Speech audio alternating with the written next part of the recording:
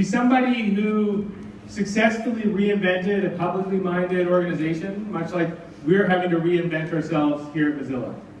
And her name is Lorraine Hennessy. She was the first woman to run the BBC's biggest channel, BBC One. And in doing that, she actually helped tee up some of the biggest hits in British television over the last 10 years. Dancing with the Stars, Got Talent, and of course, Doctor Who. The reinvention of Doctor Who, which really has been inspiring to watch. Right now, Lorraine is a part of Channel 4's Growth Fund. She's an angel investor with a group that backs female tech startups, and she's the chair of the board for the Grierson Trust. Lorraine, can you come in and tell us some of the things? Oh, wait, I left her in the TARDIS. I gotta let her in. Right. Lorraine, let's come on out.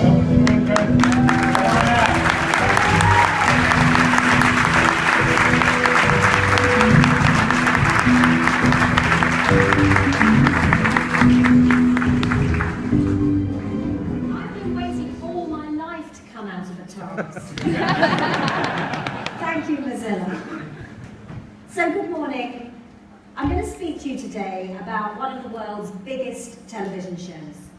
It's a sci-fi drama about a time-traveling man called Doctor Who. I think you've all heard of it. It's broadcast in over 75 countries across 6 continents. The DVDs, downloads, books, toys, and other products are all bestsellers. But despite this huge success, this show nearly died. In fact, it was in a coma for 16 years. And I'm very proud to say that I played a part in bringing it back to life. This presented many challenges. What needed to stay the same? What needed to change and what needed to go? How could we innovate and modernize while keeping true to the core values that resonated with our viewers? But before I tell you more about what happened with Doctor Who, I'm going to show you a promo. This will give those of you who've never heard of it, if there are any such people here, a feel for what the show is about. And it will remind those of you who are familiar with it why so many people love it. I've lived for over 2,000 years, and not all of them were good. He's a legend moving throughout history. He has walked this universe for centuries untold. He has seen stars fall to dust. Are we going? The most dangerous place in the universe. Into darkness. When disaster comes, he's there. I'm the Doctor. I'm the Doctor. I'm the Doctor. The man that stops the monsters.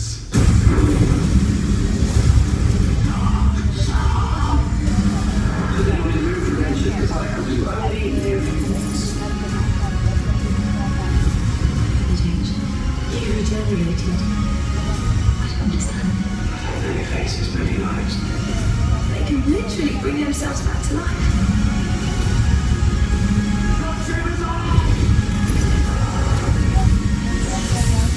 What are you waiting for? Let's go.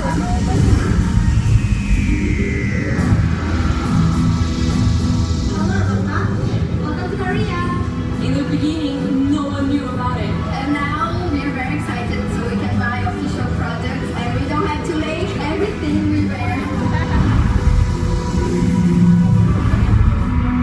This is amazing. I've never seen mirrors like this before.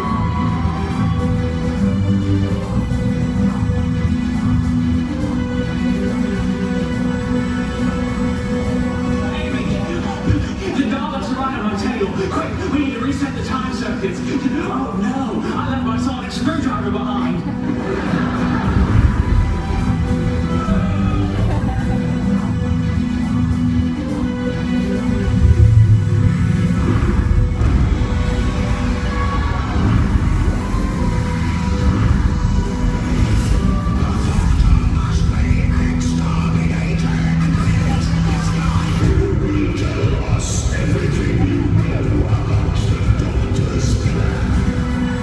The great thing about Doctor Who is people love it. It's a very positive force. It seems to be this conduit for creativity or stimulation. People will draw and make things and write things, and for some reason it triggers people's imagination.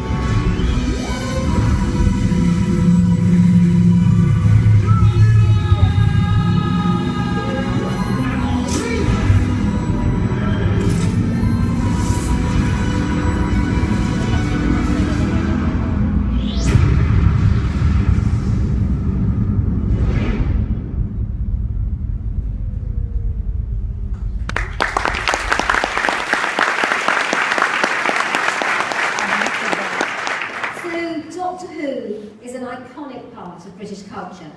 It recently celebrated its 50th birthday. I don't want to give away how old I am and have no photograph of myself from that time, so let's just say I was very young when it first started broadcasting. It's such a legendary series that it started its life in black and white. As that promo stated, it's unmissable, and that was definitely true when I was a child. The whole family had to be in front of the television on Saturday night. It was the scariest show on TV, so there was no way you'd watch it without your parents in the room. And it's no exaggeration to say that many of Britain's children watched it from behind the sofa, peeping through their fingertips. There were a number of key elements that contributed to its success. As we're talking about it as a brand, you could say they were its core values.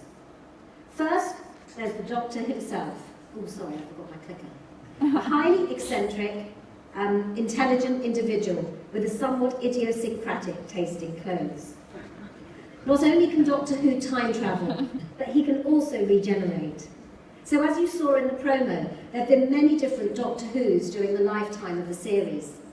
Of course, this is a gift if you want or have to recast. I'm expecting Mark to get the call soon. The Doctor always had a young female assistant. She was a proxy for the audience who could ask questions on the viewer's behalf. Also, the assistant added jeopardy to the plot, because when she gets into dangerous situations, the Doctor had to rescue her, putting himself in danger too. Hardly the modern woman, and obviously something that would have to change. Then there's the TARDIS, which was an old police phone box. In the UK, we used to have special phone boxes that had a direct link to the police station in case of an emergency. This became the time-travelling machine. TARDIS stands for time and relative dimension in space. It's much larger on the inside than it is on the outside. Doctor Who battles various evil forces who threaten the very existence of mankind. These are aliens or monsters.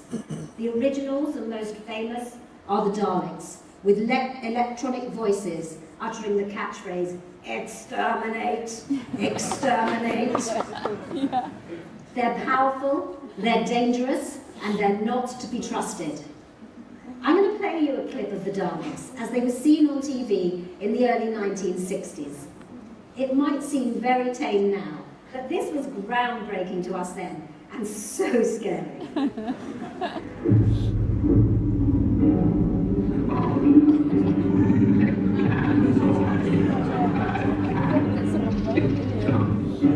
Notify Daleks is dead. We always come on. The operation will proceed at once. They must be destroyed.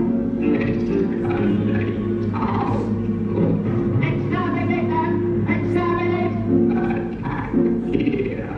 Annihilate!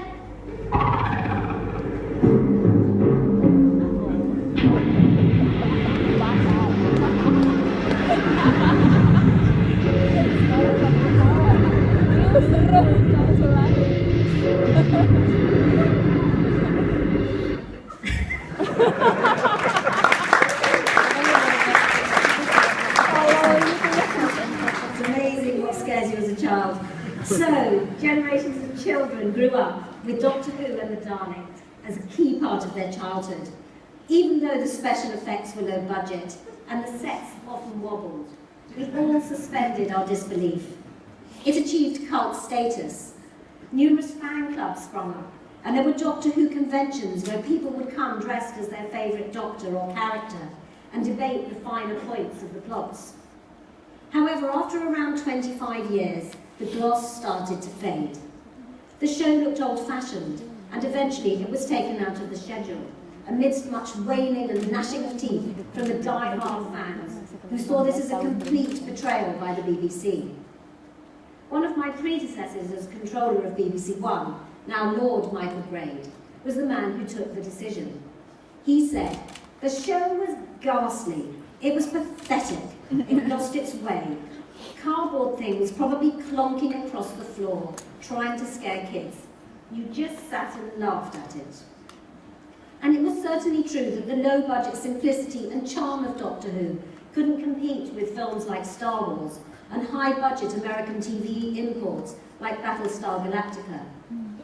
Viewers had become used to complex characters and sophisticated special effects, but Doctor Who had neither. The costumes and much of the acting were over the top and often laughable. Its characters were one-dimensional. Doctor Who was still shot with multi-camera, which made it look stilted compared to single-camera dramas. And the budget meant there wasn't enough time to reshoot scenes that didn't work. But I think it's also true that when you fall out of love with a brand and stop nurturing it, its failure almost becomes a self-fulfilling prophecy. The BBC didn't invest in trying to keep this show alive. They didn't increase the budget so it could compete effectively. And they moved it from its regular Saturday slot. The show itself became a time traveller. Sometimes it was even scheduled against highly rated shows like the soaps on the opposition. Okay, so now let's fast forward to 2000. No longer a child, I'm appointed to run the BBC's flagship channel, BBC One. I'm the first woman to hold this post, and indeed to run any of the major channels in the UK. So I get a lot of attention in the press, and it means every decision I make is subject to a huge amount of scrutiny.